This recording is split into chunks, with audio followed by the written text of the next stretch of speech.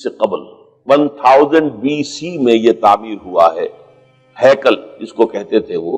اور وہ آج کل جیسے ٹیمپل کہتے ہیں، ٹیمپل آف سولومن، یعنی ہیکل سلیمانی یا معبد سلیمانی، ہم اسے مسجد اقصی کہیں گے، دور کی مسجد۔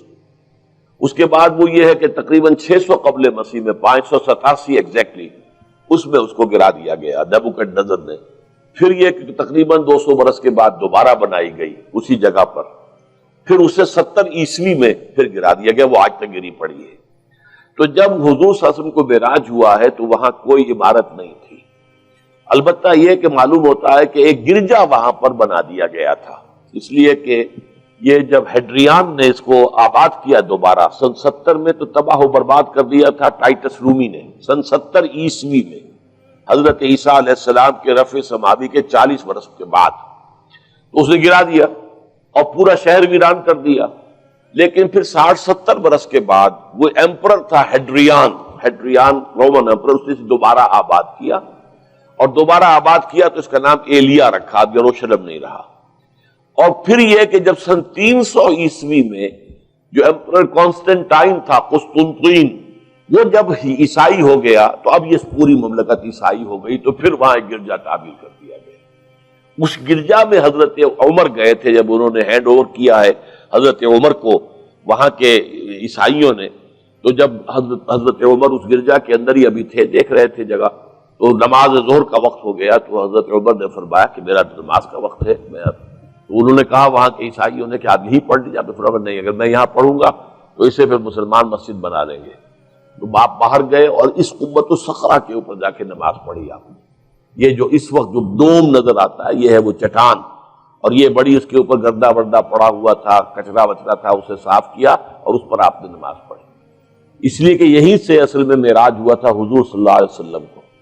تو اب اس کے بعد جو عبد الملک ابن مروان نے وہاں پر وہ قبہ بنا دیا ہے جو قبۃ الصخرہ کہلاتا ہے۔ البتہ اسی احاطے کے جنوب کی طرف ایک مسجد بھی ہے، بڑی مسجد ہے، وہ مسجد اقصی کہلاتی ہے، وہ اب مسجد ہے۔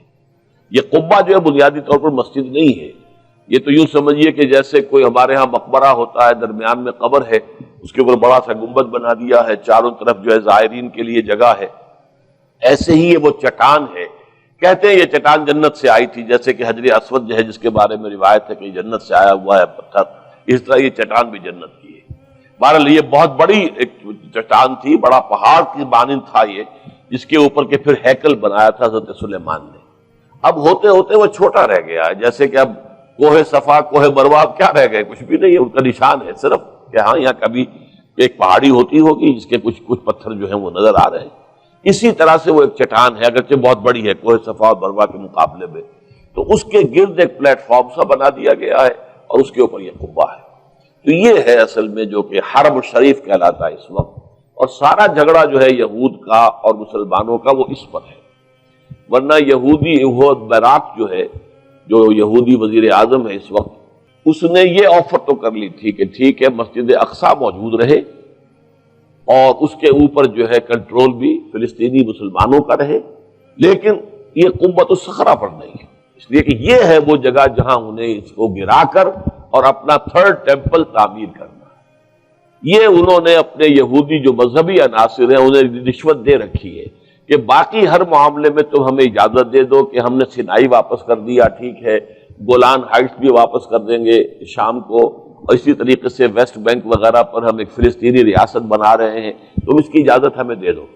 لیکن ہم یہ جہاں تک یروشلم کے بارے میں ان کا کہنا تھا کہ یہ ہمارا جوائنٹ ایک ہی متحدہ دارالخلافہ رہے گا، عربوں کا کوئی تعلق اس سے نہیں ہوگا، یہ پورا کا پورا ہمارے پاس رہے گا، اور پھر یہ کہ یہاں پر ہم وہ بنائیں گے اپنا ہیکل۔